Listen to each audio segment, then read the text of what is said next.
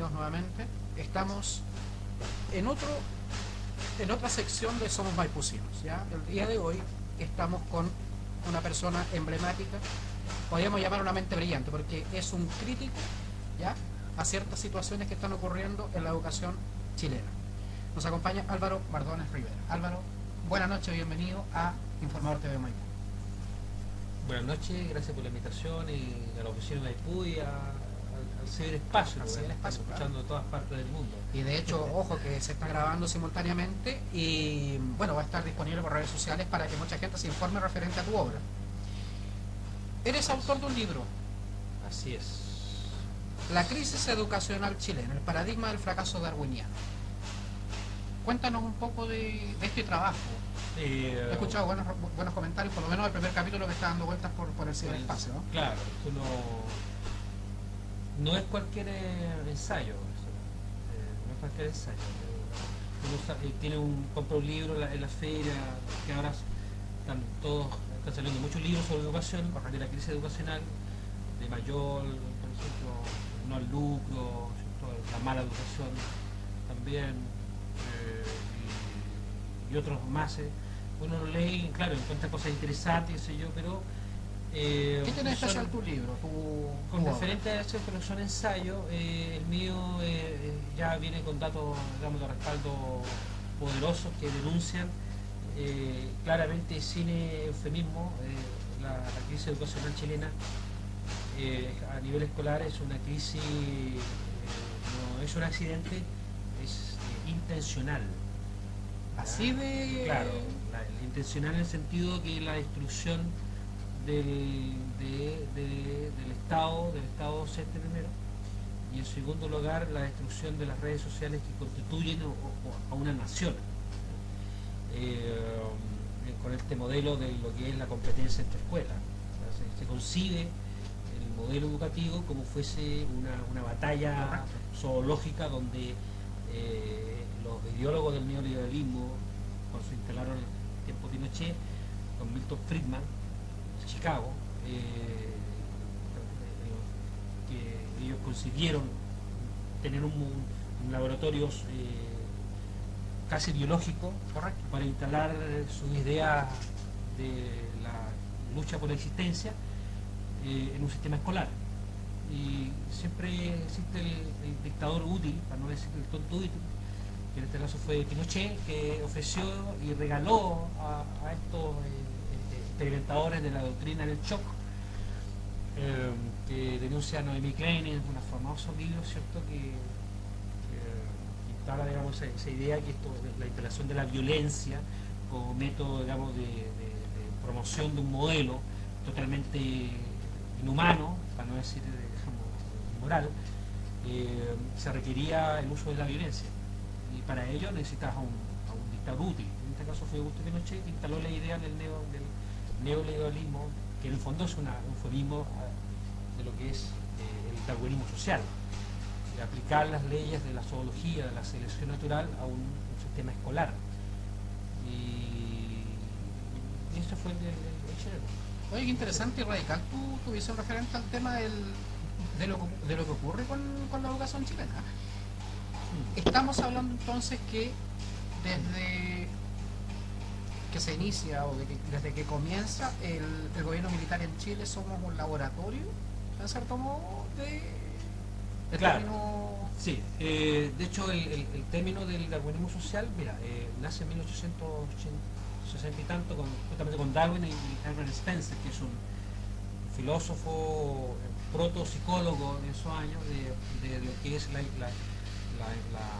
aplicación de las leyes de Darwin, de la selección natural y la lucha por la existencia a la sociedad.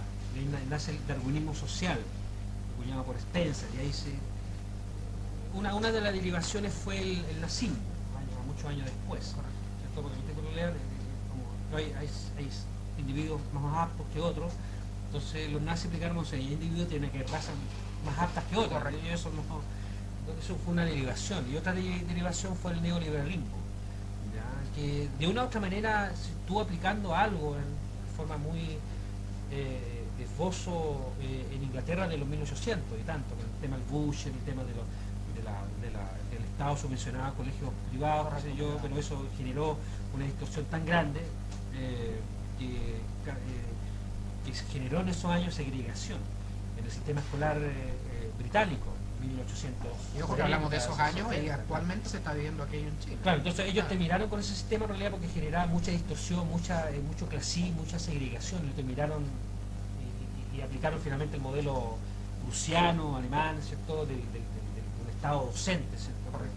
Entonces, claro, por el tema de la emergencia del imperialismo, tuvieron que dejar de lado los modelos, digamos, no estatales, algo aplicado con Estados Unidos. Entonces, muchos años después pasó la Primera y Segunda Guerra Mundial y renace la idea del darwinismo social en la escuela con Milton Friedman en Chicago, en 1850.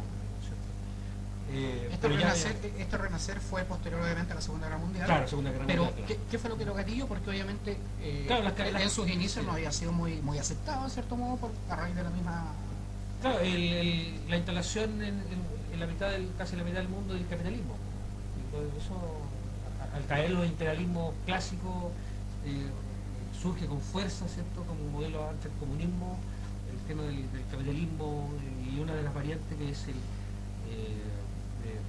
lo que es el neoliberalismo en esos años, pero aplicando nuevamente las bases del darwinismo de los 1800 y tanto. Claro, el problema es que el darwinismo como ecología, como evolución, como ciencia fue cambiando en el tiempo, fue derivando, ¿cierto? Que los mismos biólogos se dieron cuenta que la lucha por la existencia es una parte, digamos, de lo que es cómo funciona la naturaleza. De hecho fue curioso porque yo empecé cuando estuve haciendo el magíster en la Universidad del Desarrollo, donde fui alumno de Harald Beyer, de algunos otros ministros del Secretaría General del Gobierno, no recuerdo el nombre estuve bien curioso, y otro economista, un magíster de educación dirigido por economistas. Entonces me parecía interesante ser un magíster ahí que en el UNCE o en el UNSACH, que tenía una visión como más clásica de la educación, basada en la psicología, en la pedagogía. Entonces me enfrenté con economistas que usaban a destajo las leyes darwinianas, y siento que yo soy otro profesor de biología, licenciado en biología, y estudié un magíster en ecología en la Universidad Austral de Chile, la mejor universidad en términos de la biología, más que la Universidad de Chile, son las mejores, están allá. Entonces ellos me hicieron una visión descarnada de lo que era el darwinismo como tal. Y lo curioso es que el mismo biólogo me decía en realidad que era muy difícil reconocer la competencia en la naturaleza, era muy difícil, son conceptos teóricos, correcto, ¿ya? Entonces me decía, claro, todo basado en hipótesis, claro, que no son rechazadas. De hecho, el proceso de selección natural es un proceso que se da de forma natural, pero es muy difícil reconocerlo ahí, estudiarlo, excepto cuando hay manipulación del mismo investigador, del ecólogo. Entonces me era curioso como los economistas de la Universidad del Desarrollo, que todos eran Chicago Boys en el fondo, de la Universidad Católica, como Harald Beyer, aplicaban el destajo las leyes darwinianas a la economía. Entonces les decía, ¿y por qué la sociedad tiene que competir? Mira la cosa. Entonces Harald Beyer me dijo, es que la naturaleza es así. ¿Ah? ¿Cómo? Y, raro, ¿no? Claro. Oiga, pero yo como no quise destruir su clase, fui como fui como muy ingenuo o ¿cómo se llama? Educado. No quise seguir discutiendo la verdad porque hay una distorsión. Mucho tiempo después los vi estudiantes de economía de la Universidad de Chile que también tiene una visión darwiniana. O sea, el mismo Álvaro Fischer, que es ingeniero matemático, uno de los reconocidos darwinianos en Chile, entre Harald Beyer y otros más, ellos instalan la idea que las leyes de la naturaleza se deben aplicar no solamente a la sociedad, sino al sistema escolar. Entonces, claro, como yo soy profesor y hay una visión de Maturana, de otros pensadores, incluso biólogos, que dicen que el ser humano no es un ser competitivo, sino que es capaz incluso de superar las leyes de la selección natural. Porque yo no soy anti-darwiniano, o sea, un biólogo que no sea darwiniano es como un físico que no crea las leyes de Newton, o de Einstein. O sea, bueno, el biólogo Lo que pasa es que en su justa dimensión. ¿Ya? La competencia es una forma que tiene la naturaleza de autorregularse, pero también existe la simbiosis, la cooperación, el altruismo, la reciprocidad, ¿cierto? Etcétera, etcétera. Una de ellos es la competencia. ¿Ya? Lo que pasa es que mañosamente los economistas, para justificar la segregación y la injusticia, usan el darwinismo para instalar la idea que esta sociedad es injusta e imperial porque es así. Es la así, injusticia porque va nuestra naturaleza como claro, sociedad y claro, como entes, claro. Lo curioso es que los biólogos, los ecólogos actuales, los evolucionistas, los biólogos de verdad, no dicen eso, dicen otra cosa. Entonces ahí descubrimos que los economistas neoliberales, la derecha oligárquica en Chile, utiliza el darwinismo para justificar las injusticias sociales. Claro, de hecho, Harald Beyer es un reconocido darwinista social, lo he dicho en la revista ¿Qué pasa? Hace 10 años atrás, 2 años atrás, los darwinistas de Chile, Harald Beyer. Entonces yo me pregunto, parte del tema del libro, estamos hablando del tema del libro, ¿cierto? Es de qué sirve a Chile que un ministro de educación se declare darwinista. ¿Ya? Es que es una ideología atea, ¿ya? Que cree que el azar, ¿cierto?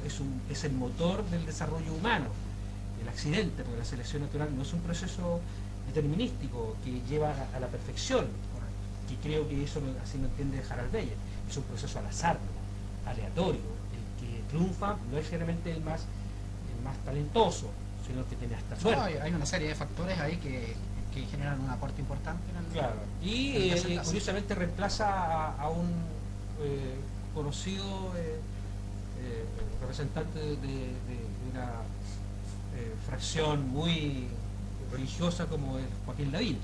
Entonces yo me pregunto, el mismo coalición de gobierno, curiosamente un famoso, reconocido ideólogo digamos, del catolicismo que cree que las sociedades se construyen a través de la mano invisible de Dios, entrega su mando a alguien de su propia coalición que cree en una ideología atea, que uno trata de aplicar las leyes, digamos, divinas, ¿cierto?, en el sistema escolar, y el otro la mano invisible de la selección natural.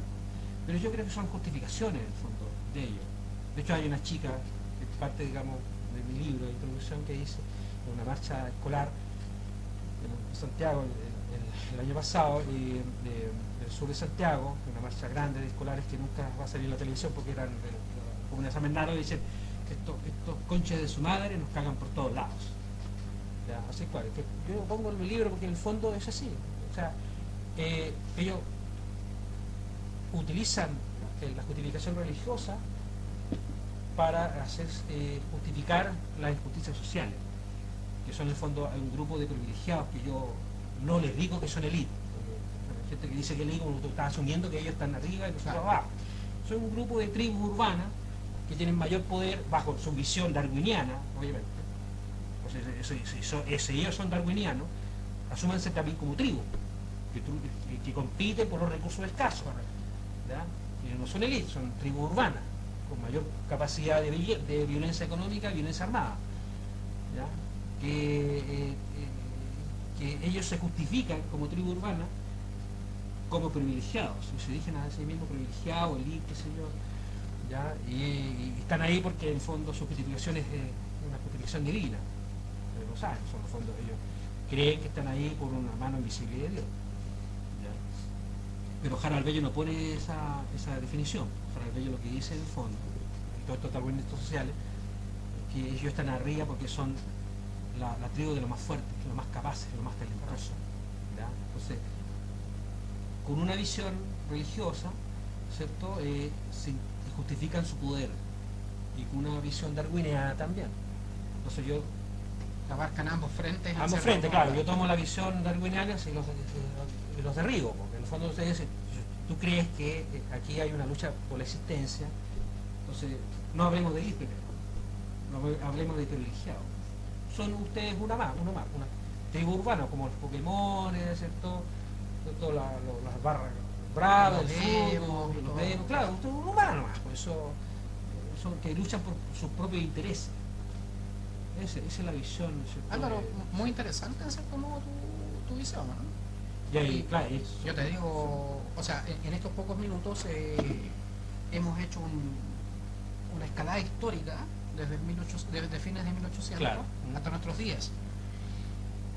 Tu libro es el resultado de todos tus estudios, toda tu observación, y además hiciste trabajo en terreno con los estudiantes, estuviste in situ en las marchas, recogiste en cierto modo experiencias, sí, impresiones. No tanto el tema de la entrevista, me voy a lo que le gusta a los aduladores del sistema, a las evidencias. ¿Ya? Cuando ellos dicen las escuelas particulares subvencionadas con fines de lucros tienen mejores resultados, sí sé que las escuelas municipales, yo le digo que no, y eso lo demostré. Y salió el estudio el año pasado y fue bien difundido, que es parte, digamos, de los respaldos que tiene la COE y el ACES, para decir en realidad que las escuelas públicas, en términos simples, yo no estoy en contra del termómetro, ¿eh? O sea, cuando uno mide, a mí me interesa como profesor que los chicos aprendan matemáticas, lenguaje y todo, o sea, a mí me interesa eso, si no sería un grupo de scout, qué sé yo, que hacen escuela. Entonces, de hecho, uno no tiene por qué estar obsesionado con el tema de los resultados académicos. De hecho, los cubanos y los finlandeses nunca están obsesionados, pero cuando lo miden internacionalmente son los mejores en términos, digamos, de contenidos, o sea, de aprendizaje cognitivo, son los mejores resultados del mundo. ¿Ya? Pero ahí demuestro con estudios, hechos, datos, ¿ya? Promedios, que la educación con fines de lucro son las de la peor calidad, porque cuando mismo ¿cómo se llama? Víctor Friedman y Hayek, especialmente Hayek, que es como el discípulo, fue el maestro de Friedman, que fueron asesores de Pinochet, el mismo decía que cuando tú tratas de aplicar las leyes de la economía al mundo social, tú destruyes el mundo social. Yo digo, ¿cómo es posible? O sea, es imposible que tú apliques cómo funciona la empresa a tu familia. Claro. ¿Ya? ¿Qué hace? Los chicos empiezan a competir, los hermanos empiezan a competir y destruye tu familia. Destruye. Y el mundo de la escuela es un mundo social, no es un mundo económico. O al revés también, para la gente que es más de derecha. Cuando reclaman mucho, digamos, que el mundo social no puede entrar en el tema de la empresa, no hay empresas que sean altruistas, como que quebran todas. Aquí pasa al revés, tú no puedes aplicar la ley de la competencia, del mercado, de la empresa, de la industria a una escuela, porque destruye eso. Y yo lo demuestro con datos, temas simples, porque al tipo le gusta eso. Pero después que sacamos ese estudio el año pasado, fíjate que después desapareció el tema de que las escuelas particulares subvencionadas se me di cuenta que murió totalmente. Murió, claro. Porque yo no lo dicen, pero usan mi estudio. Busca evidencia, lucro, educación. El primer estudio es el mío. Después, eso, claro, empezó a desaparecer porque aparecieron otros más. ¿Ya? Porque las universidades no estaban haciendo lo que deberían hacer. O sea, investigar qué ocurre con el lucro en la educación. O sea, se destruyó el mundo público. Y eso iba a ser peor, ¿eh? O sea, va a ser peor, yo te puedo decir. El caso de pedofilia, ¿cierto? Que esos tenedores, como salió hace poco, ¿cierto? Usados de estar metidos en una red de prostitución infantil, eso tenía en un colegio. ¿Ya? No es el único, ¿no? No es el único. De hecho, hay un sostenedor, un colegio en la Florida, en Peñalolén, que fue uno que quemó a Carmen de Quintana en el año 86. Fue una patrulla militar, ¿cierto? Que partió y quemó dos chicos, ¿cierto? Claro. Y el tipo fue un sostenedor encubierto. ¿Ya? Y eso se está repetido. Porque, y ahí puede ser no sé, no te asustes en el fondo, pero no, en absoluto, por favor. La audiencia tampoco, pero los sistemas jerárquicos y antidemocráticos son un caldo de cultivo para los psicópatas. Hay un estudio muy famoso en Inglaterra que señala que las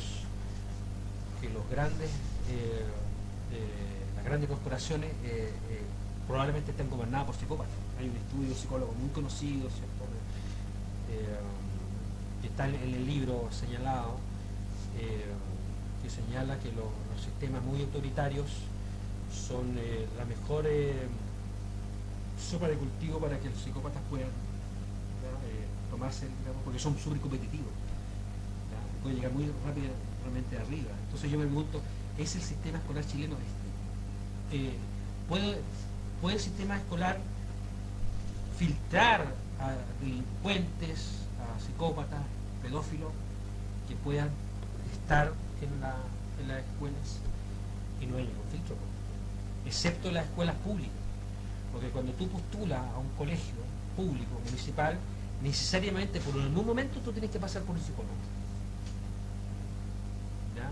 En algún momento tienes que pasar por un psicólogo, y ahí ocurre el filtro. Entonces los enfermos y los patológicos no entran al sistema público, pero no hay nada que te lo impida el sistema privado, porque no hay filtro, no hay ningún filtro. He estado en cierto modo evaluando ya y digiriendo un poco todo lo que hemos estado conversando, y puedo quizás rescatar una mirada, o puedo quizás, no sé,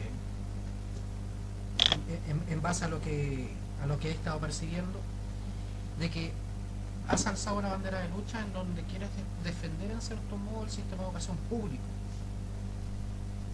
que el sistema privado supuestamente está mermando nuestra educación. ¿Es así? Yo no estoy en contra del sistema privado, en este caso, no. Lo que sí en realidad que tú no, porque hay sistemas privados que son sin fines de lucro, muchas corporaciones, hay sindicatos y cooperativas que tienen ¿Pero son muchas? No, son pocas. Por eso, a eso voy, o sea, claro, prácticamente es muy poco. En el universo que estamos hablando, no sé, el 100%, me imagino, habrá que un 2%, 3% que sean sin fines de lucro. Y el otro claro, 97%. Ahora hay que definir qué es el sistema público, porque si el sistema autoritario que está en América Latina, ¿ya?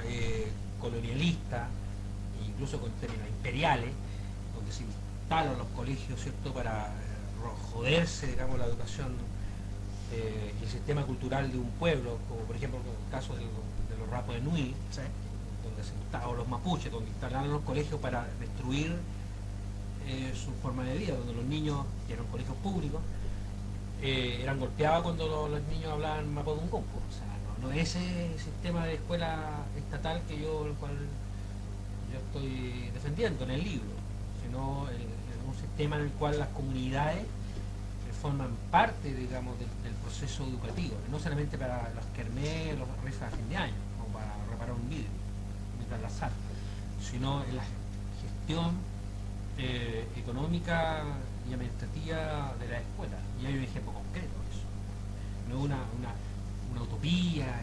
¿Cuál es el ejemplo concreto? Guarizata en Bolivia, 1933, 1941.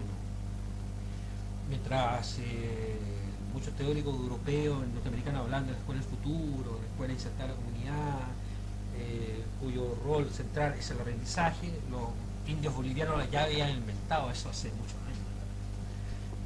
Claro que son indios de Bolivia, entonces también los chilenos tenemos una cultura que todo lo que venga de Bolivia es malo, claro, no vale la pena. Pero ellos inventaron el sistema que uno pregona y los grandes intelectuales lo hacen actualmente. Eso, que era una escuela subvencionada por el Estado, y no solamente una, estamos hablando de La Paz, escuelas con comunidades aymara, coya, quechua, guaraní incluso, donde las propias comunidades fabricaban la escuela, ¿no? Entregaban los recursos y el Estado se encargaba de pagar a los profesores, al director, que negociaban con el director, o sea, con el Estado quién iba a ser el director, pero sobre el director había un consejo de amaustas, que son los hombres sabios, ¿cierto?, que ellos decidían lo que se tenía que hacer. La malla curricular, en cierto modo, los contenidos... Claro, había un contenido nacional, la ciencia, la matemática, qué sé yo, que existía, pero ellos después hacían su propio contenido, ¿cierto?, especialmente en los oficios, en esos años, en los 30, electricidad, carpintería, agricultura, ganadería. Claro, entonces, pero un desarrollo brutal, o sea, fue tan impactante que no solamente influyó al interior del aula, sino en las comunidades, en términos incluso económicos. Se desarrolló economía, ¿ya? Desarrolló justicia y comunidad, o sea, enorme. De hecho, se crearon varios centros, que son en la escuela Iyú, que le decían, la zona de la Bolivia Baja, el altiplano, después saltó a Perú, tuvo un desarrollo fuerte en Ecuador, en Guatemala, en México, en 1941, incluso en Estados Unidos. Y de ahí lo más probable es que yo sospecho que saltó finalmente a lo que la Revolución Cubana, años más tarde. Claro, se terminó lo típico porque los latifundistas, los gamonales le decían en Bolivia eso, los latifundistas se asustaron porque el indio está progresando y metieron milico y balas y mataron niños y profesores y todo eso. En base a esa experiencia, ¿crees tú que es factible que se genere algo similar a lo que se generó en Bolivia en 1930 y algo actualmente en Es Chile? que las teorías, incluso de los expertos más recalcitrantes, dicen que las escuelas deben ser así, deben ser conectadas con las comunidades. ¿Pero crees tú que sea Local. factible en nuestra comunidad, que está basada en cierto modo en una economía de mercado, donde la educación es un bien de consumo, en donde el cliente no tiene la razón? Ojo. Claro, tiene razón. Sí, es factible, es factible. Sí, lo es factible. No solamente acá, sino a nivel latinoamericano. ¿Hay alguna experiencia, aparte de la boliviana? Finlandia también tiene un sistema que es municipal. Y Finlandia tiene unos estándares. Claro, no existe la discriminación, los niños, Correcto. Todo el estudia. Claro, que con la salvedad, digamos, que tiene muchos recursos, dicen, porque como yo soy asesor de educación, dicen, no, es un sistema totalmente diferente, en Chile se puede aplicar, porque, bueno, en Cuba son 10 veces más pobres que en Chile y los niveles de enseñanza que tienen los niños son altísimos. Entonces, no es un tema de neuronas o de raza, No hay en la raza, no como es dicen, la raza en la claro. mano, como dicen algunos, ¿cierto? No, es un tema que no se quiere aplicar, ¿no? O sea, Es un tema de sistema, entonces. sí, ¿Podríamos llamarlo? ese sistema mental, colonial, es intencional, ¿ya? No se quiere aplicar. De hecho, si tú vas a la medicina y encuentras que en el año 2000, perdón, se descubrieron N métodos, digamos, médicos para hacerle aplicado a los hospitales, en 10 años se baja y se empieza a aplicar. En la educación lamentablemente no pasa eso. O sea, se han inventado muchos métodos de enseñanza, muchos. Waldorf, Montessori, Freinet, apareció, ¿cierto?, Paulo Freire, Nino Guarizata, la educación cubana, los finlandeses que son constructivistas, ¿ya? El método, como dicen, el oriental, el de Hong Kong, el malayo, mira, hay de todo, pero no baja al sistema. Entonces, no se quiere aplicar al sistema, no se quiere aplicar, ¿ya? No se quiere avanzar en el fondo. ¿Ya? ¿Cuál sería, según tu visión y según tu experiencia, la forma en la que nosotros podríamos hacer que baje a la sociedad ese tipo de No, obviamente tiene que ser un cambio político, o sea, político? O sea, todo pasa por un cambio político. claro, pero no es esta generación, la generación de los pasados los 30 años para arriba ya están estructurados de tal manera que no va a ser imposible. O sea, de hecho yo me doy cuenta todos los días que muchos padres creen que la mejor educación es tener a los niños sentados de 8 de la mañana a las 4 de la tarde, que es una brutalidad. Ya, de hecho, los profesores le digo yo, o sea, tú aguantarías que tu hijo, tú tolerarías a tu hijo teniendo de las 8 de la mañana hasta las 4 de la tarde sentado, ¿ya? Sentado, ya. Tú aguantas, o sea, imagínate, lo que estamos acá, estar 8 horas sentados. Eso es normal. Y nosotros como padres aguantamos eso, le hacemos eso a nuestros propios hijos. O sea, yo estudié en un sistema, Instituto Nacional, donde salía afortunadamente a las 1:30 de la tarde. Sí, yo también, de 8 a ¿Ya? 1:30 y ya está. Pero los cabros a 4:30, 5:30, hasta 6:30 de la tarde. Claro. O Si sea, algunos ya que por viven, tiempo, que claro. estudian fuera de la comuna, son 2 horas más en trayecto. Claro, sí, por último, nosotros igual, o sea, en términos darwinianos somos animales, no somos plantas, ¿ya? Necesita moverse. Y la neurociencia dice que el niño que más aprende, que más se mueve, ¿ya? Y los tenemos sentados. Eso no ocurre en Finlandia, no ocurre en los modelos donde el niño es activo, el aprender a aprender, el tema de la creatividad, ¿cierto? Lo que dice Maturana. Mira, hay de todo, pero no se quiere aplicar. No se quiere aplicar en el sistema acá porque hay intereses, ¿ya? Hay una visión aristocrática de la educación, colonial, que viene de mucho tiempo. Una desconfianza, que hay que civilizar al incivilizado, que somos todos nosotros. Entonces, y eso también es un tema de los padres.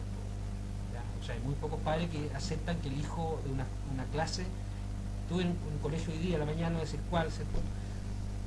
Por compromiso, pero hay una chica que yo estaba evaluando, que es de una supervisión de práctica, entonces ella hizo trabajar a los niños en grupo de 3, 4 y 2 galleritos. Entonces llegó la GPUTP diciendo, oye, ¿por qué hay tanto ruido? ¿Ya? O sea, no había ni mucho ruido, o sea, ya los murmullos le generan problemas, ¿cierto?, viscerales a la gente de ustedes, porque no. Entonces, claro, el sistema educativo está basado en el sentido que el mejor profesor es el que mantiene a los niños callados copiando, ¿ya? Copiando, eso no. Y cuando más silencioso, mejor. Y no solamente para el director, el sostenedor, sino incluso para el padre. Correcto. Que asume que esa es la mejor educación. Hay padres que obviamente que se rebelan, ¿cierto?, y mandan a su hijo en estos colegios alternativos, pero son caros, ¿sabes? Que hay que pagar por la buena educación, ¿ya? Que son profesores alternativos, que los niños juegan, que hay pasto, que hay ovejas, porque hay colegios así en Chile, pero son carísimos, no está, ¿ya? Se requiere una educación, ¿cierto?, que activa, que instale el modelo, constructivista, humanista, que tenga que ver con el cuerpo, las emociones, el movimiento de imágenes, la creatividad. Este modelo es súper conductista, muy de chicotazo, de latigazo. Hasta hace poco se permitía golpear a los niños, eso era normal. ¿Ya? Pero hay otra forma de golpearlo. O sea, mantenerlo ahí tranquilo con Ritalin, qué sé yo, ya, drogados mucho, ¿cierto? Y si no resulta, los expulsa de los colegios. Entonces, No cuadran con el perfil. no cuadra con el perfil, claro. Entonces estamos generando un sistema en el cual los niños los estamos segregando, estamos discriminando, y según palabra Maturana, en el fondo es una forma intencionada, o sea, la palabra intencionada lo pongo yo, pero en el cual tú destruyes las redes sociales que hacen una nación, ¿ya? Lo destruyes absolutamente. Y después de destruirlo, es fácil manipularlo como quieran, ¿cierto?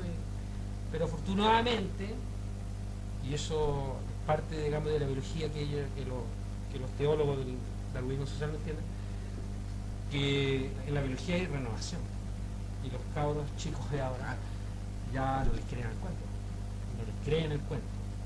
De hecho, me sorprende porque los mismos hijos de esta élite, hay que ver en los videos de YouTube, hubo mucha movilización en el colegio de Barrio Alto, muchísimo. Los mismos niños tocaban cacerola. Ya decía, oye, no, yo somos parte de una comunidad y tenemos todo el derecho, ¿cierto?, a formar parte de ella.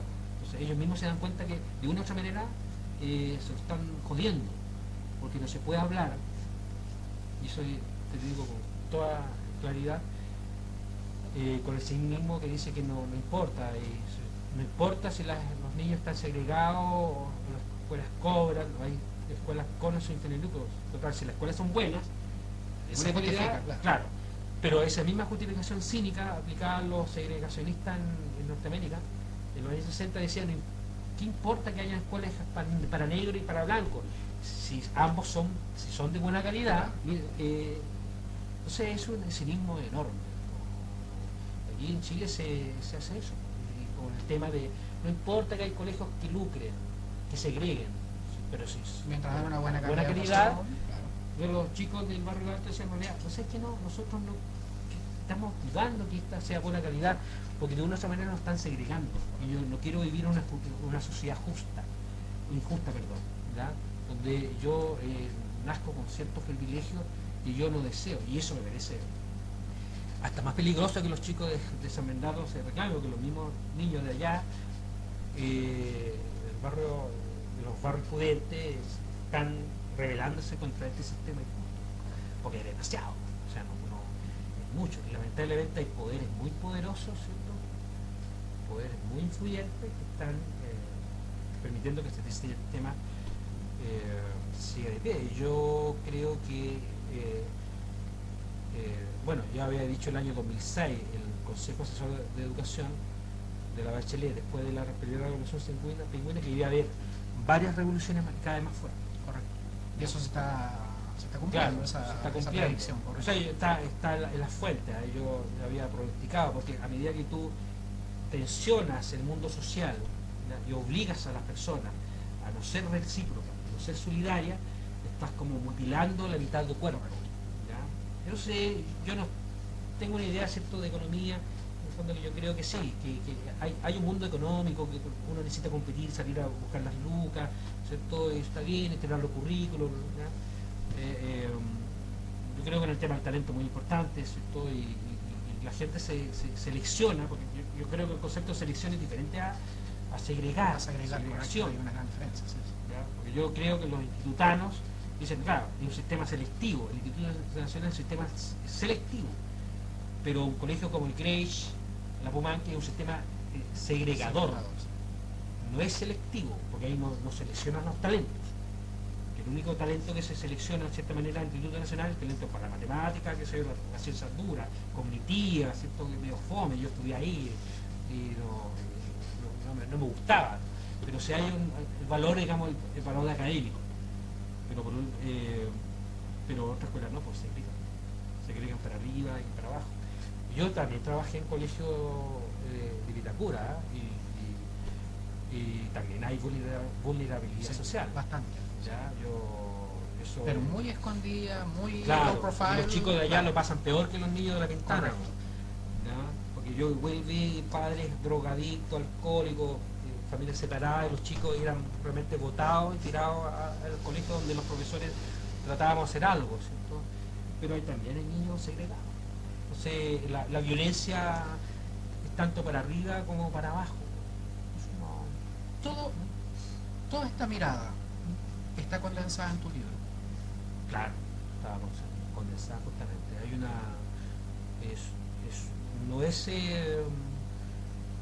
no es barato, no es para leer en la tranquilidad de tu casa el libro, sino encontrar la paz interior. Bueno, eso no está escrito para esa manera. Es que yo creo que tampoco es la idea, o sea, una forma No, de cierto modo hay que generar un impacto. Es una provocación de principio a fin, pero no es un ensayo de una idea loca, ¿cierto? Que se me ocurrió el fin de semana, fueron 5 años de trabajo, que me costó sangre, sudor y lágrimas, en costo económico, porque tenía que comprar muchos libros, mucha bibliografía, mucho respaldo, traducción en inglés, muchas cosas, porque la mitad de la bibliografía viene del idioma inglés. Y curiosamente descubrí que casi ninguna bibliografía venía de la universidad chilena, porque era más fome todo. O sea, todo lo provocador, lo rompedor de paradigmas vienen de estudios alternativos, ¿ya? Pero en Chile las universidades son extremadamente tradicionales, pues universidades tradicionales en realidad son tradicionales, ya no se atreven a... De hecho ninguna universidad me publicó el libro, ya, porque se asustaron. Tu libro fue lanzado en la Feria del Libro del 6 de noviembre. Claro. ¿Cómo fue la recepción de la gente? Editorial virtual. ¿Editorial? Virtual. Claro. Y está publicado en parte en el Centro de Estudio Humanista. Perfecto.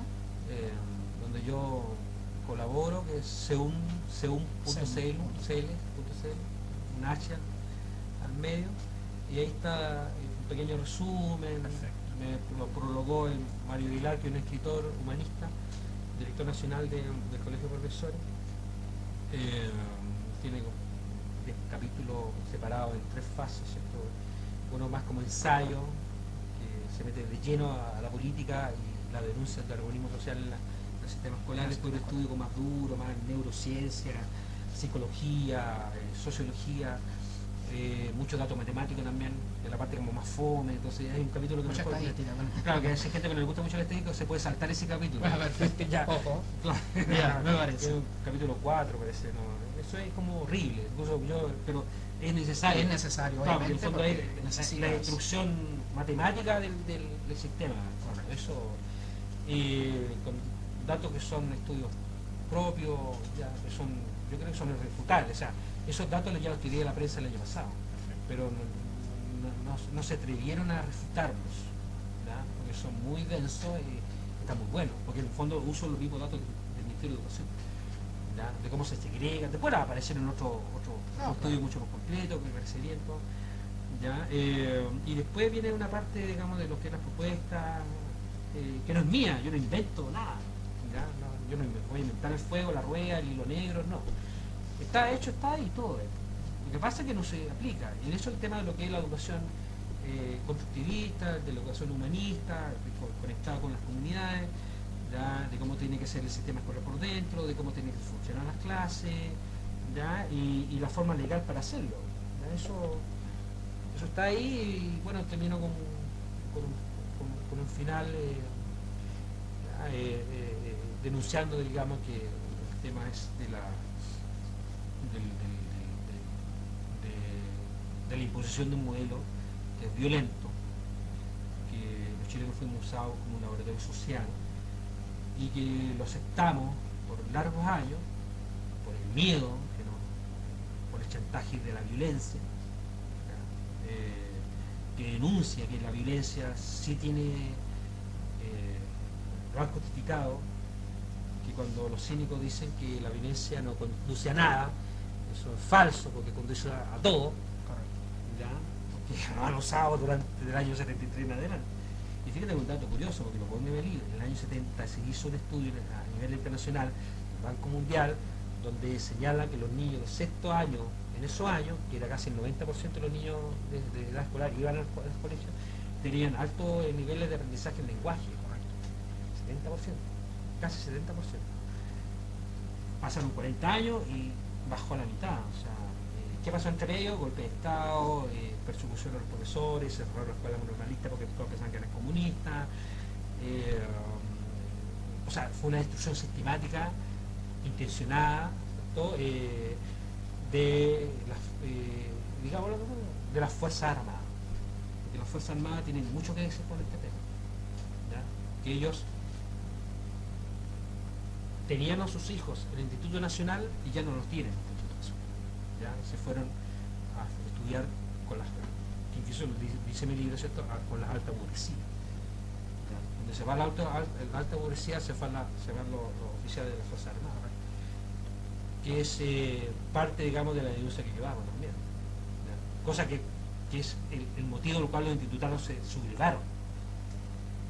El Instituto Nacional, que fue el ícono de la República de Chile, una escuela formada por la derecha tradicional y conservadora de Chile, cuyos estudiantes son formados en el nacionalismo, en el individualismo, en la competencia, porque son súper individualistas los tipos, yo fui formado ahí.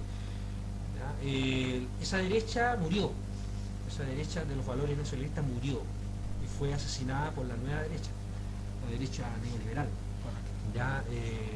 Que traicionó sus propios valores, ¿ya? Que no creen en la competencia, ni siquiera ellos creen en el neoliberalismo, sino creen, digamos, no creen en la meritocracia, creen en un sistema de casta, de familias, ¿ya? Que se reparten el poder, ¿ya? De las conexiones.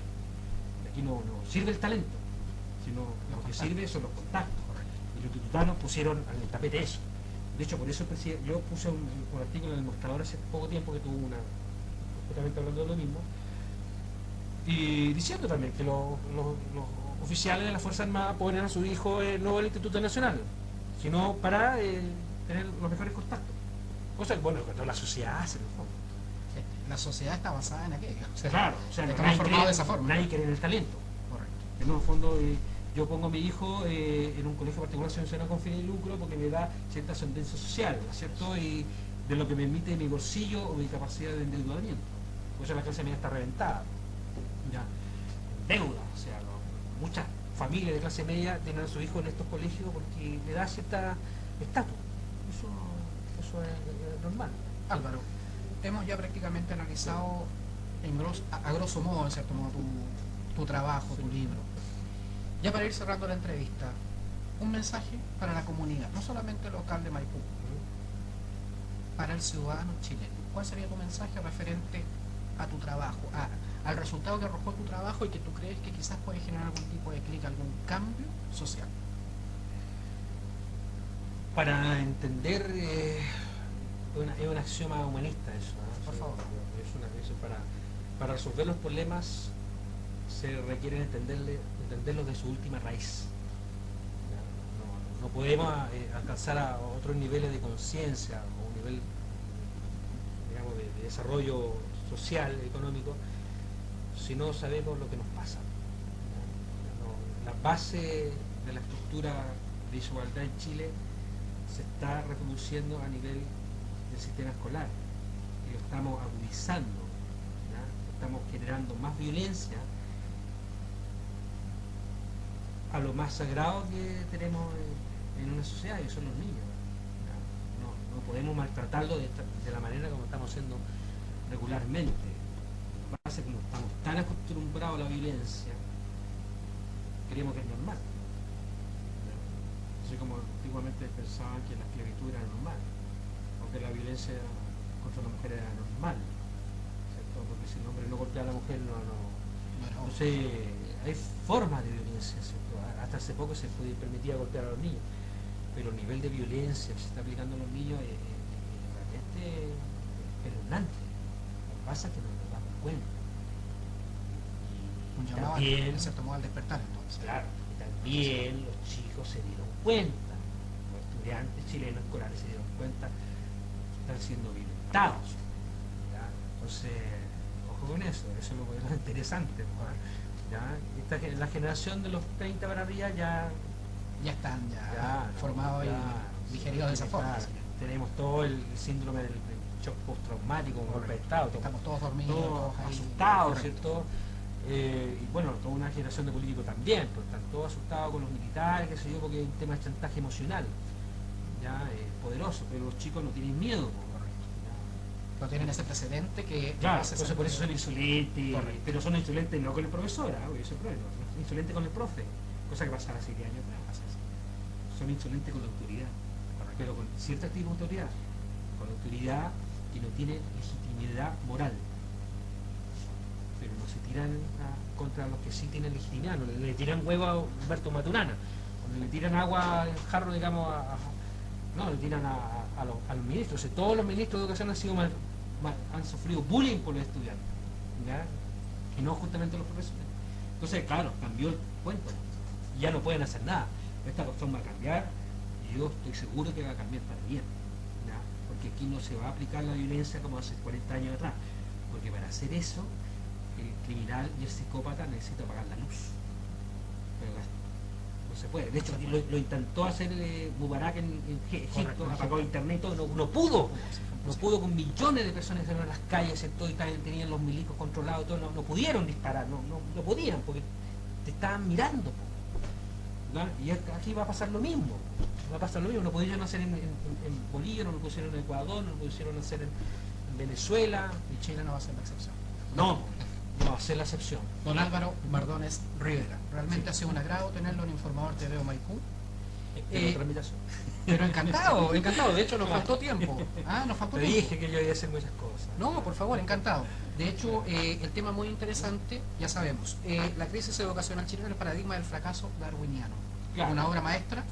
Lo pueden encontrar en www.ceum.cl. CEUM es CEHUM.cl, claro. Ahí están los links para obtener mi libro, qué sé yo, si lo quieren obtener, me escriben y yo se lo mando. Porque todavía estamos en proceso de tenerlo en las bibliotecas. Fantástico. ¿Ya? Álvaro Mardones Rivera, muchas gracias por tu tiempo. Sabemos de que, bueno, tienes muchas actividades, ¿ya? Y bueno, agradecemos también de que a esta hora puedas estarnos acompañando por informar. Muchas gracias, chao. Bueno, muchas gracias, vecinos de Maipú. Mañana nuevamente un Somos Maipucinos, a mucho orgullo. Bueno, muchas gracias.